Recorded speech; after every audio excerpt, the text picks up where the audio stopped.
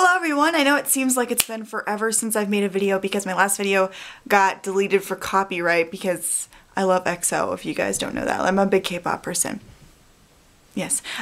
So this video I did last year, but it's going to be the second part because I got a great response on it, and that is what I consider the best LGBT films. They may not be my absolute favorites, like I do have my favorites, but these are ones that I would also recommend to people who are really looking for lesbian, gay, bisexual, transgender films. Unfortunately, there isn't a lot of bisexual representation in film that I prefer, or like that I think is really well done. As a bisexual person, I just don't feel that there is a lot. If you know some great bisexual films, please let me know because there won't be any in this video because I just haven't come across one that really blew my mind to recommend to you guys. But because it is LGBT Pride Month still, even though it's near the end, there was a momentous moment in US history, which was 2 days ago that the Supreme Court passed marriage equality for all 50 states in the United States. So I am just so ecstatic, and I think it's perfect timing because I planned this video in the beginning of the month and I'm finally just getting around to it because I wanted to watch enough LGBT films for you guys so I could recommend more than just male-on-male relationship films, but as well as some trans films as well. So I split up the films based on categories of what I consider the movies to be mainly about. There is either male and male pairing, which mainly is about relationship revolved storylines, and then I also have the same for women and women couples, as well as some trans films, as well as coming of age films, and just some miscellaneous films that still relate to LGBT stuff. So I hope you guys enjoy, and if you want to skip to a certain film section or category, this is going to be the homosexual pairings. Okay, so the first one is one that people recommended to me last year, and I had just seen it a couple days after I made the video, so I was like, oh crap, I didn't add this one, because this is one of my favorite movies of all time for LGBT films, and it's called The Way He Looks. It's based on a short film in Brazil about a blind boy who has a best friend who helps him guide him around the school. So there's this new boy named Gabriel who comes into this school, and he kind of treats Leo, the blind boy, a bit differently than most because, you know, a lot of people taunt him and his best friend for being, you know, different, and he kind of embraces that, and they start to kind of maybe start to like each other.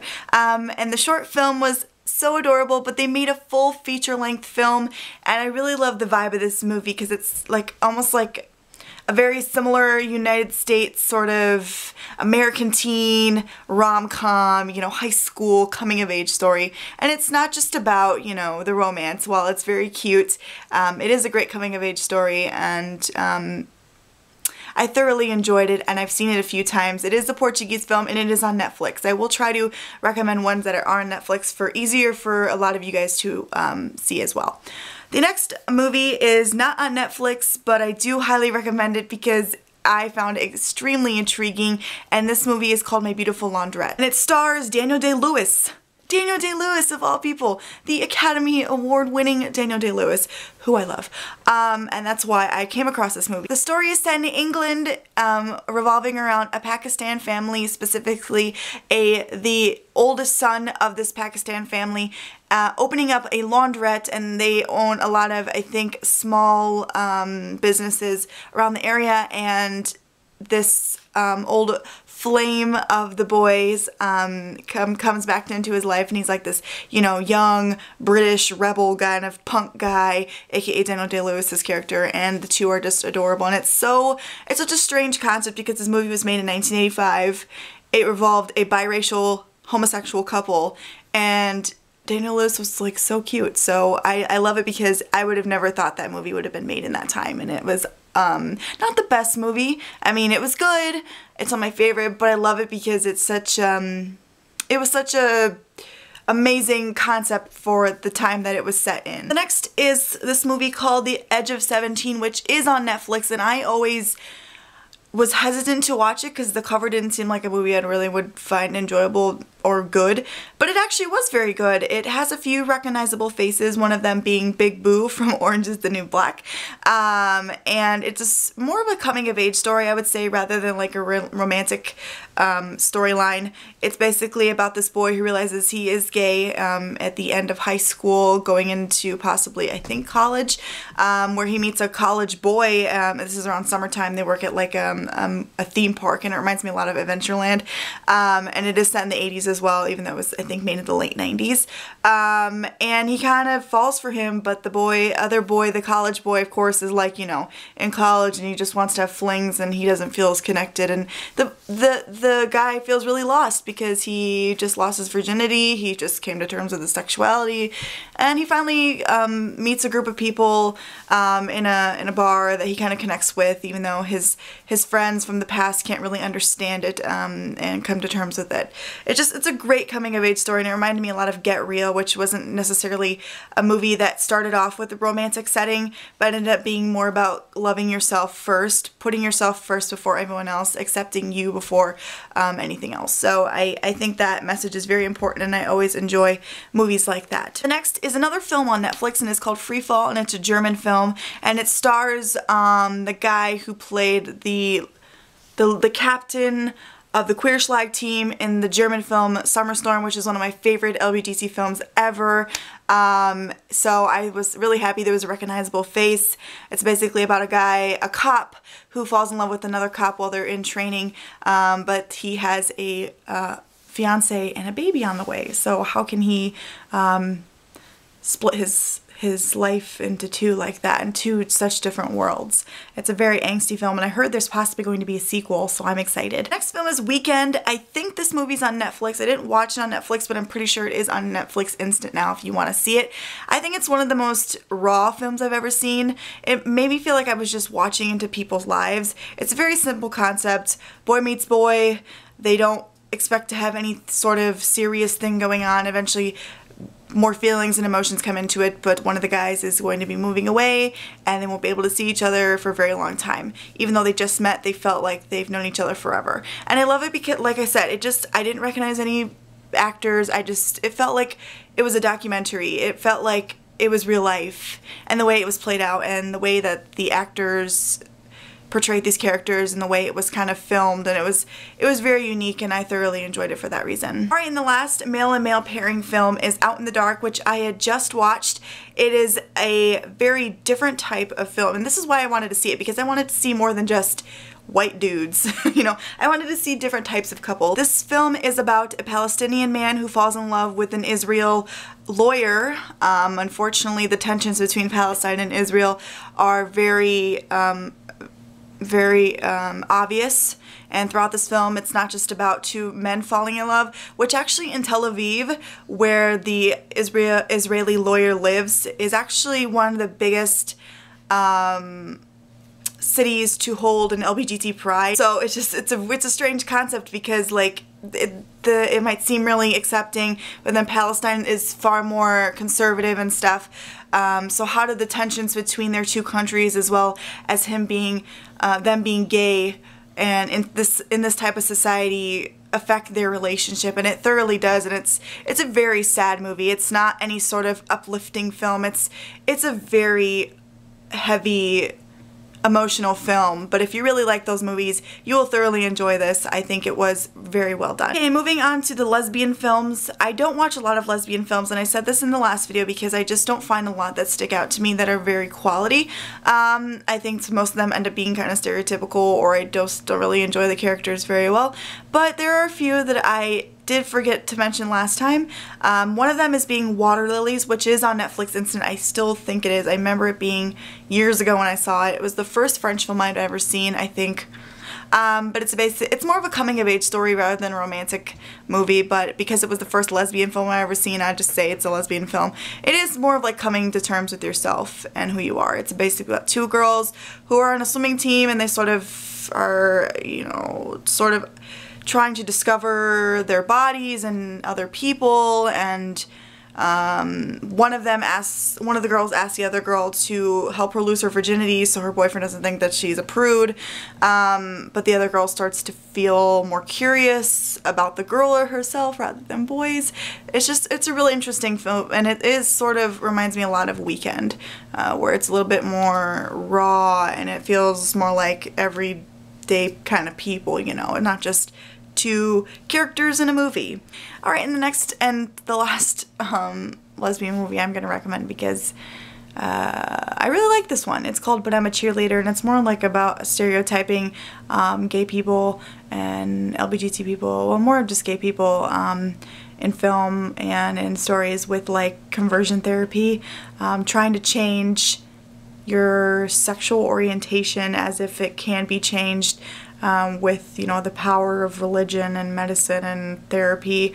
But this is a comedic, you know, it's like it's meant to be, you know, stupid. Like, of course this is not legit, this is the stupidest thing ever, and it is hilarious, and it stars Natasha Lyonne, who of course is on Orange is the New Black and was on the American Pie series, and it has a couple other recognizable faces as well, and it's very funny.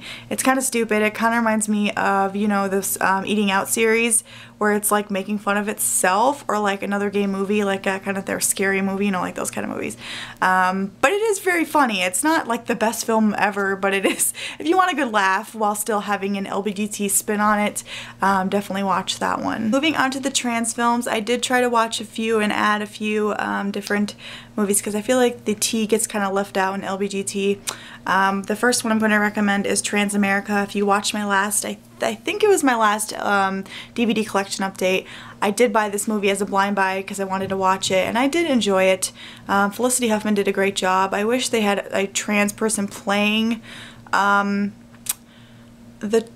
character, but it was still very good. I think she did very well playing sort of both sides of the genders and whatnot. I didn't really like her son's character. He was annoying, but it's a good movie. I mean, it's not the best representation because it was made in 2005, and of course that was just the hardly ever at all the beginning of trans representation in media, so it's not like the best, but it is a pretty good movie, so I would recommend that. The next is Tomboy, which is a French film which is on Netflix. It is a story about a 10-year-old girl named Laure who wants to be a boy named Mikhail. His mother is very unaccepting of it because, you know, he's so young. He doesn't really know what he wants, apparently, and he tries to make, you know, Laure become who, you know, she wants her daughter to be. But all the neighborhood kids know him as Mikhail, and he has a little girlfriend, and it's adorable, but it's also really sad because, you know, gender dysphoria is real, and gender identity can happen at that very young age and even younger. So it's very sad that this happens all the time to children to this day. But hopefully Mikhail will be able to shine when he gets older. But it was a very sad movie, but it was very well done. Unfortunately, the last trans movie, I know I wish I had more. I was going to watch Lawrence anyways, which is directed by Xavier Dolan, who is a very, very good director, but I hadn't gotten around to it, which is on Netflix, so if you do want to watch Lawrence anyways, I can guarantee it's probably good. Last trans movie I'm going to be recommending, and I wouldn't really consider it too heavily transgender focused, but I didn't know where to put this film in a category, so I watched finally Hedwig and the Angry Inch, the 2001 film based on the Broadway play, which is still going on today, which stars Darren Criss right now, who is of course Blaine on Glee. I always wanted to see this movie. I was a bit curious about what it was about. I really didn't have much idea of what it was. It is a musical, so if you like musicals, I think you'll like this. I think John Cameron Mitchell's voice is amazing, and it has a lot of amazing rock songs. The film itself is the story itself is a bit strange, but I like that they did certain things in this movie that are so like unique musical performances, opposed to like on the Broadway play where they're kind of in one set like this. I like that they did make a movie because it was able to do transitions and weird musical numbers with like weird metaphors and stuff that you can't really see as well on like a stage because of course it's edited out. So I really liked it. I think it's not really a transgender, you know, great represent. I don't know how to explain it, but it is a good movie, and if you watch it yourself, you'll see what I'm talking about. But okay, and the next category is coming of age films, films that don't necessarily have romantic based storyline, or of course aren't transgender films. I would love to see a transgender film that was had a romantic setting to it, and if there is, please let me know because I would love to see them. Either they're not popular enough for me to hear about it, or I've never come across it. So the coming of age films, one of them is Pride. I'm gonna try not to talk too much about this because I love this movie and I'm gonna be talking about it forever. It's a great star-studded cast. I can guarantee you will know like 5 people in this movie. I loved it. Rudy from Misfits is on there. He's like a cute little gay nerd. Oh, so cute. But it's basically off a true story around the 1980s when Margaret Thatcher was, I think, Prime Minister. I don't know too much about English history. I'm so sorry. And they were having a conflict with minors. And they were like shutting out towns and like blocking them off from resources because they wouldn't listen to the government. But basically a small lesbian and gay group in London felt bad that the police were bullying the miners instead of them because, you know, they're used to it. So they wanted to help out these mining communities, and they help a small mining community in Wales. And of course the people in this community are hesitant at first, but a lot of them end up coming to terms and accepting and embracing these people, and they all come together as one big happy family to sort of rise above this hard time together, from both sides. So it's so amazing because it's a true story, and it's so awesome to see 2 different worlds coming together regardless of their backgrounds, regardless of their sexual orientation, whatever. They are coming together as friends to make the best of it, and it is an amazing and inspiring movie that truly happened. And it's so amazing that these type of movies get made, because without these movies being recognized and put out there, I would have never known about this story. I would have never heard about it. So I'm glad that this little piece of history is now being recognized once again. And the next coming of age movie is called Y tu mamá tambien, which is on Netflix Instant. It is a Spanish film, or a Mexican film, which was directed by Alfonso Cuarón, I think that's his name, who directed Gravity and won, you know, the Academy Award for it. So it's very good. But it actually it stars Diego Luna, who played I can't remember his name, but he was on Milk. He was Harvey Milk's lover for a short period of time. It is really more of a coming to terms movie than, like I said, like a romantic thing. There is a scene, of course, in it. It is more about, you know, coming to terms with who you are, whether it is sexual orientation, whether it's just sexuality as a being, you know, as a concept. These 2 best friends meet this girl, older woman, who kind of travel around together, having fun, and discoveries are made both with the girl and without the girl. So it's a great movie. I've heard lots of things about it, and I finally was able to watch it. Okay, and the last films I'm going to recommend are just sort of miscellaneous, one of them being The Imitation Game. Of course, you've probably heard about this one because it was, you know, a contender for the Oscars. It had Benedict Cumberbatch and Keira Knightley in it, amongst a great other bunch of people. I actually saw this movie in the theaters because I wanted to see all the best picture nominees at the time. And I loved it, and like I said about Pride, I'm glad that these kind of stories are being put out there. Of course, Alan Turing was known, but his story of being a homosexual and being punished for that in the 1950s and 60s, I think 60s, maybe 1940s, 50s I should say, because World War II. But the fact that he was basically one of the sole creators of the computer after he broke the Nazi Enigma code with making his own computer thing at the time, he basically saved he basically stopped World War II. So mathematically he was a freaking genius. And the fact that he was gay made him seem not like a hero anymore, but like the enemy. And it's unfortunate because he was so brilliant, and the fact that he liked men made him seem like he was no longer he no longer accomplished those amazing things that he did.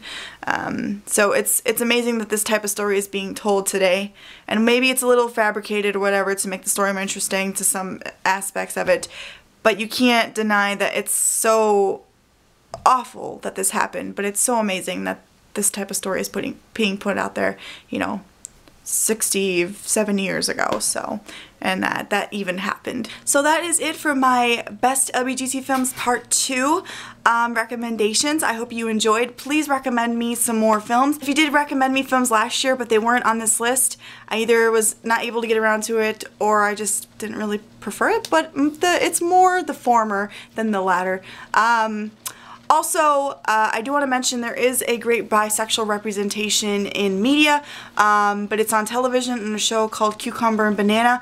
A character named Freddie, who is a bisexual man living in England. The story is more based around the other main character, whose name I cannot remember, but I really like Freddie because he was another main character, and he was bisexual, and he wasn't just like, he said he's bisexual, but he only dated one, you know, which is fine. It's just he was represented equally in the show, and I really liked it. So if you're looking for a bisexual representation, that is one thing that I will say was really well done.